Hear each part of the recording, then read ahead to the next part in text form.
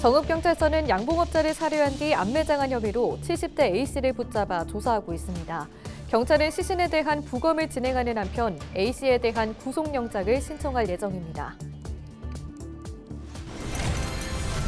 설 연휴 동안 전북에 많은 눈이 내리면서 비닐하우스와 축사가 무너지기도 했습니다. 귀성 귀경길 고속도로에서는 교통사고가 속출했습니다. 국도 21호선 김제시 백구면에서 공덕면을 잇는 구간과 공덕면에서 군산시 대야면을 연결하는 구간을 6차선으로 확장하는 사업이 예비타당성 조사 대상으로 선정됐습니다. 부안군 상서면의 한 농기계 창고에서 불이 나 1시간 20여 분 만에 꺼졌습니다. 경찰과 소방당국은 정확한 피해 규모와 화재 원인을 조사하고 있습니다.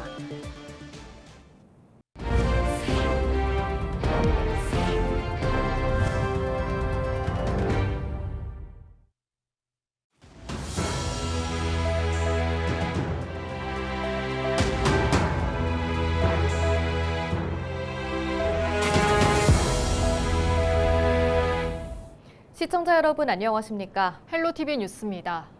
정읍경찰서는 양봉업자를 살해한 뒤 암매장한 혐의로 70대 A씨를 붙잡아 조사하고 있습니다.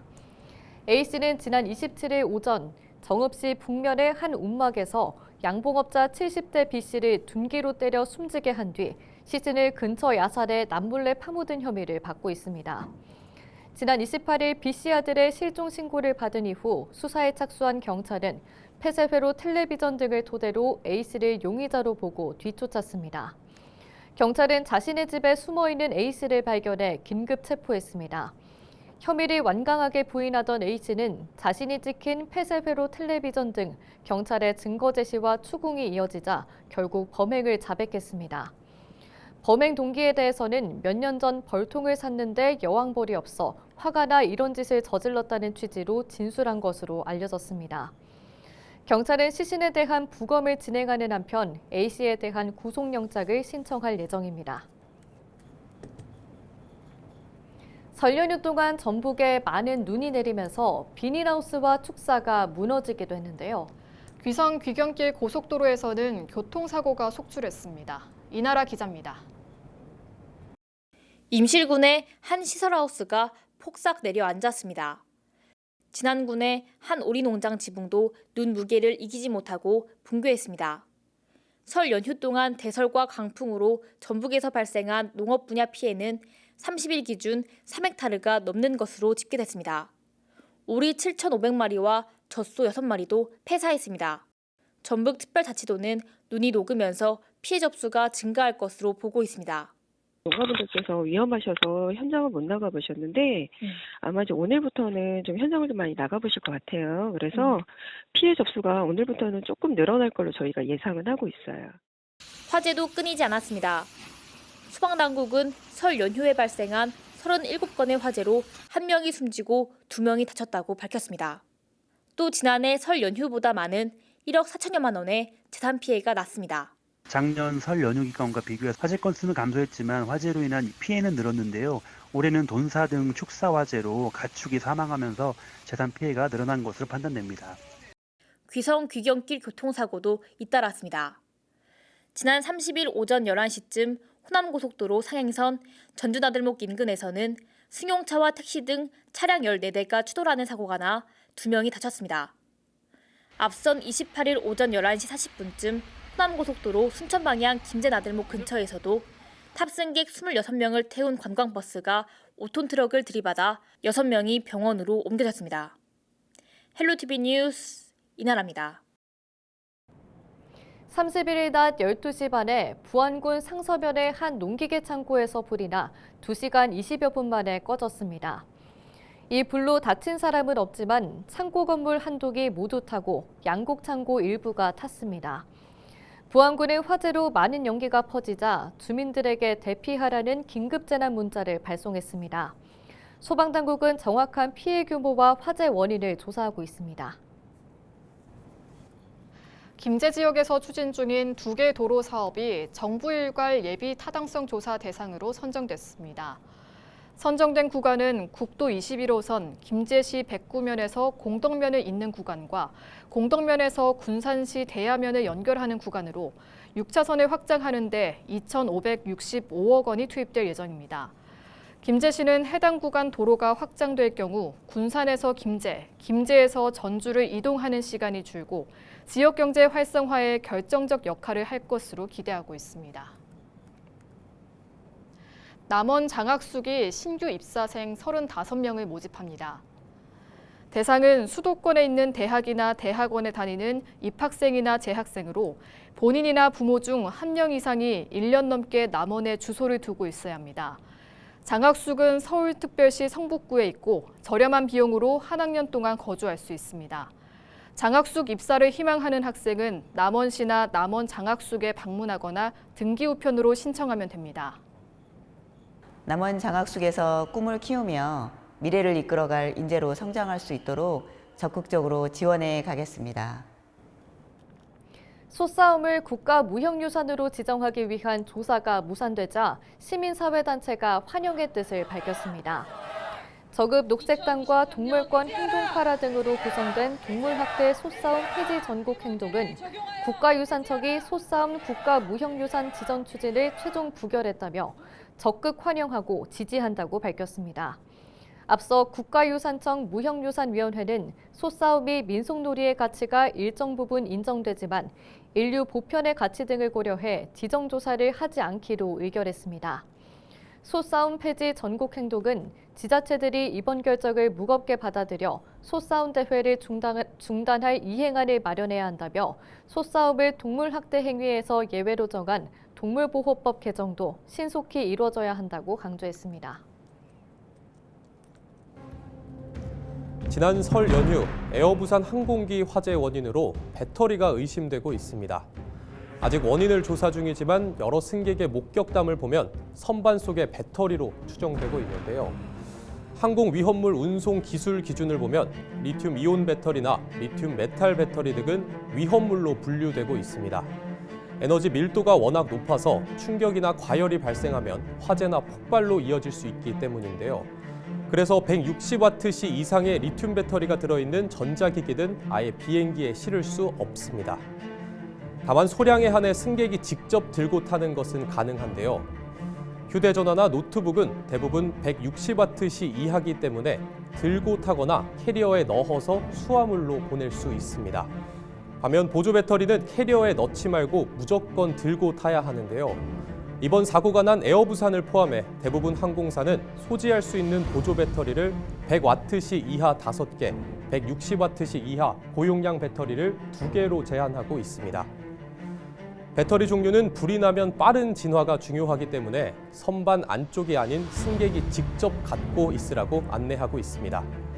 하지만 이는 항공사의 강제가 아닌 권장 사항에 불과합니다. 지난해 12월에도 이륙을 준비하던 에어부산 항공기 안에서 승객이 들고 있던 보조 배터리에 연기가 나는 사고가 있었습니다. 이런 사고는 최근 2년간만 봐도 4건 이상 증가한 모습을 볼 수 있습니다. 배터리 자체를 소지할 수 없도록 하는 규정은 현실적으로 불가능합니다. 정확한 화재 원인은 조사해 봐야겠지만 배터리 관련 규정을 보다 더 강화해야 할 때입니다. 앵커 브리핑이었습니다.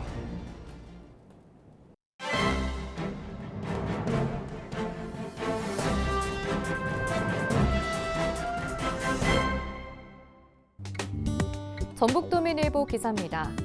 탄핵 정국 장기화 속에 맞이한 2025년 설 명절에 전북 정치권이 전한 민심은 여야 간 극명히 갈렸다고 합니다. 현직 대통령이 구속 기소되는 초유의 상황 속에서 이념과 정치적 양극화가 극에 달하는 것을 보여주고 있다는데요. 탄핵 정국이 장기화되면서 이 같은 현상이 심화되는 모양새로 이는 내란 사태까지 좌우 여야의 대결로 치환하는 진영 논리와 양쪽 모두 나쁘다는 양비론에 따라 본질이 흐려질 수 있다는 우려를 키운다는 점에서 심각성을 더하고 있다고 합니다.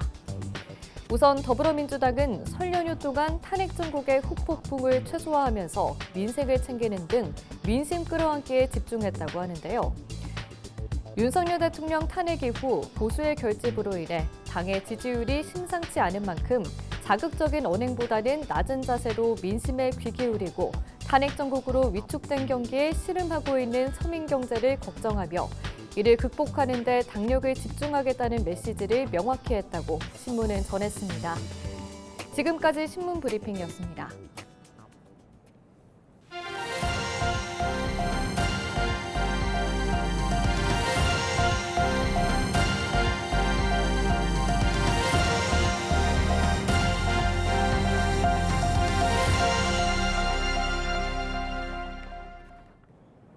정읍의 한 빈집에 몰래 들어가 현금을 훔친 60대가 경찰에 붙잡혔습니다.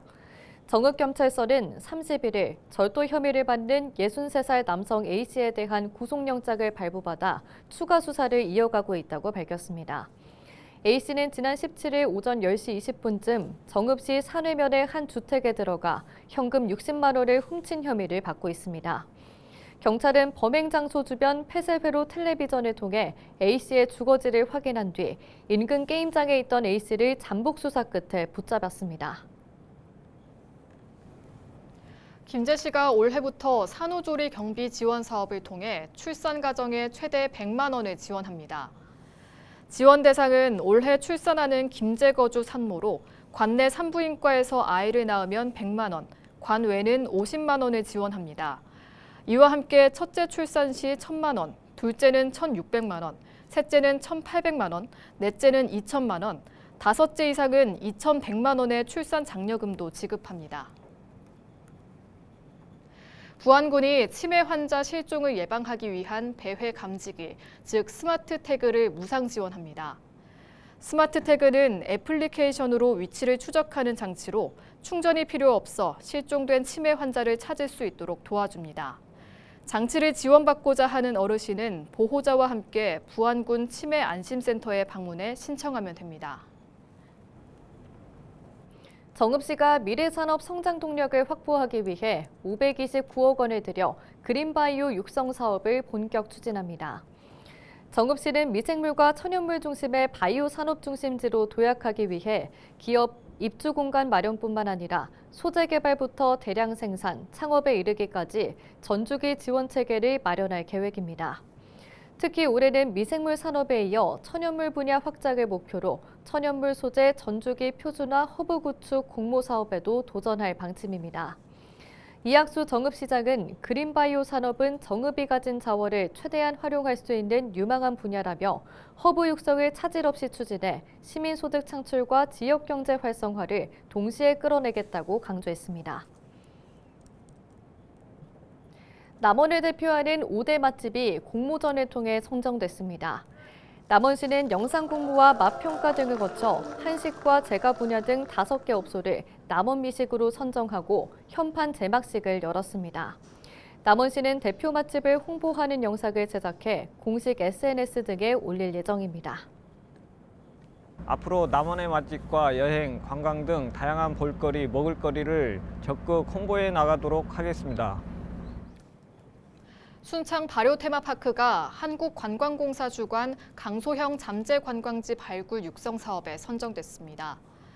이에 따라 순창 발효 테마파크는 9천만 원 가량의 예산과 전문가 지원을 받아 특화 콘텐츠를 개발할 계획입니다. 또 여행사와 연계한 관광 상품 개발과 온오프라인 통합 홍보 등을 추진할 방침입니다. 고창 시가지를 가로지르는 중앙로와 성산 2길이 걷고 싶은 길로 정비됩니다. 고창군은 행정안전부 생활권 보행환경 종합정비사업에 선정됨에 따라 두 거리에 60억 원을 들여 전선 지중화와 인도 설치, 교통체계 개선 등을 2027년까지 추진한다고 밝혔습니다. 중앙로는 불법 주정차로 사고 위험이 높았고 성산 2길은 인도가 따로 없어 보행자 불편이 컸습니다. 부안군민이라면 자동 가입돼 각종 사고로부터 보장받을 수 있는 부안군민 안전보험이 확대됐습니다. 부안군은 자연재해나 농기계 사고 등 24개 항목에서 보장됐던 보험에 올해 강력범죄 상해 항목을 추가했다고 전했습니다.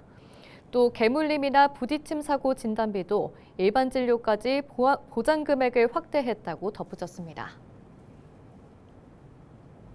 이상으로 뉴스를 마칩니다. 시청해주신 여러분 고맙습니다.